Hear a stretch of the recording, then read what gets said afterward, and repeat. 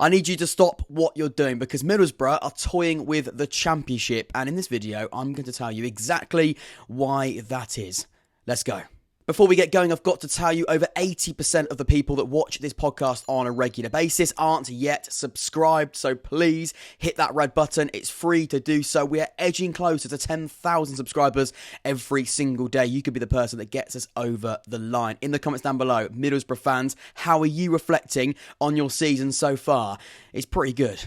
Now, things might look incredible right now, but this story started 2 years ago because in October 2022, Michael Carrick left Manchester United as a first-team coach and took the plunge for the first time on a full-time basis into first-team management. He took over a Middlesbrough side 22nd in the Championship. But by the new year, without a pre-season, without a transfer window, Michael Carrick had transformed this side stylistically, won 6 of his opening 9 games in charge, and subsequently had them inside the playoff places. The fine form didn't stop there, as by the end of the season they reached 4th, accumulated 75 points and scored the second most number of goals in the division. Although they were defeated by Coventry in the playoff semi-finals that season, the improvement in all departments since Michael Carrick had been appointed was beyond evident, and for the first time in a while things felt different and refreshing at the Riverside Stadium. Carrick's second season started a little bit slower. Key names left in the summer, Chuba Akpom as just an example. A tricky set of opening fixtures were laid out in front of them, and the injury list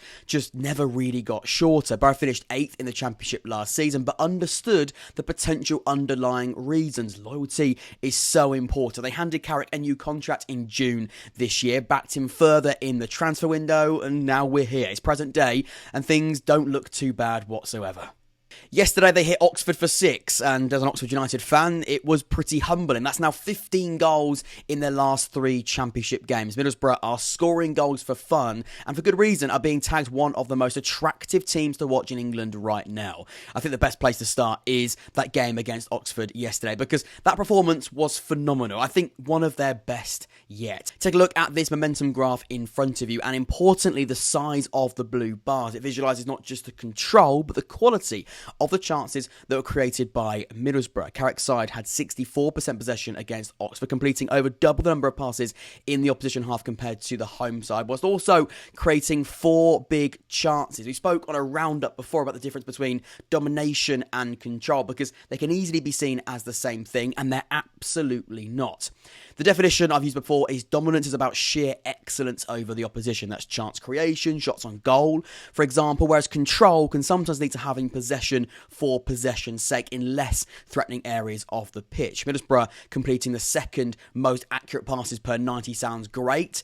And it is great, but only if it's been used effectively and in dangerous areas of the pitch. And that's what they're doing pretty well at. So far this season, Borough have created the second most big chances and have attempted and completed the most final third passes in the division. They're definitely not wasting the ball. And sometimes with these new styles of play, that can often be the case. But not here. They're being very, very effective when they do have the ball. Now, this screenshot epitomises the bravery of Michael Carrick's team. It's important to mention against Oxford yesterday, they were without Hayden Hackney and Aidan Morris. 2 players have been just phenomenal as the double pivot, but the levels and the quality didn't drop. In possession, Middlesbrough have adopted a variation of a 3-4-2-1 shape with some really interesting attacking details, specifically the use of the 2 floating number 10s, and I'll highlight them for you now. They're just off of Latte Laugh, the number 9. I want to highlight this man though, Finn Azaz, and delve into just how good he is, because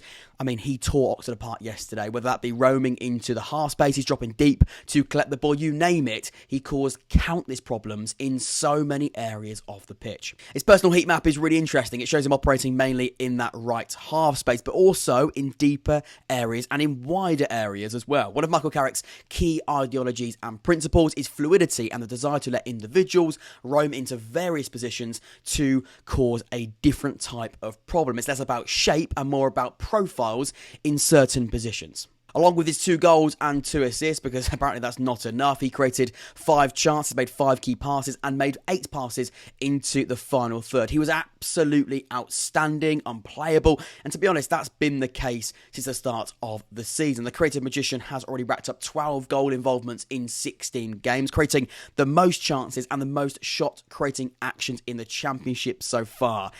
Creative magician, that's the words I'd use to describe him. I could go a step further. He is phenomenal, and I saw it because the eye test is paramount yesterday. He ran the show, absolutely ran the show. Now, an easy misconception is that a side that enjoys controlling games with a large number of passes doesn't tend to hurt an opposition quickly in transition. When it comes to Middlesbrough, though, that's just categorically not the case. I've got evidence from the game yesterday and the data from the season so far. This season, Borough have accumulated the most fast break shots with 16 and the second most number of goals with 3. Although this example from yesterday leads to a penalty that eventually leads to a goal, the point still stands. It took 13 seconds and 3 passes for Ben Doak to drive into the box and win a penalty. It starts with a goalkeeper, gets rolled out to Edmondson, into Ayling on that right-hand side, and through to Ben Doak, who has been brilliant, and we'll come on to him driving into the penalty box. Flexibility and adaptability is so important. This team is by far one-dimensional and has so many threatening bows up their sleeve.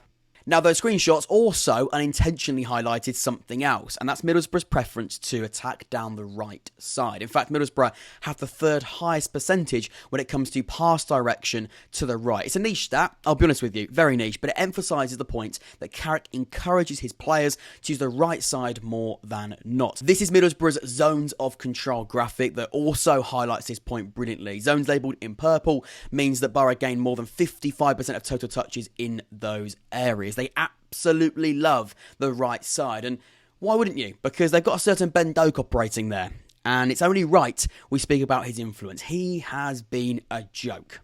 Since arriving on loan from Liverpool in the summer, he's racked up a goal and 3 assists in the Championship, whilst only 5 players have bettered his 20 chances created, and not a single individual has matched his 2.7 chances created per 90. As his season heat map shows us, the Liverpool loanee is absolutely crucial in providing the width and carrying the ball deep inside the box for Borough this season. Doak sits in the top 4% for touches inside the opposition box compared to every other winger in the division, successfully completing 23 dribbles. As loan moves go, this has to be deemed as one of the most successful of the season for everybody involved. He's been phenomenal. So good.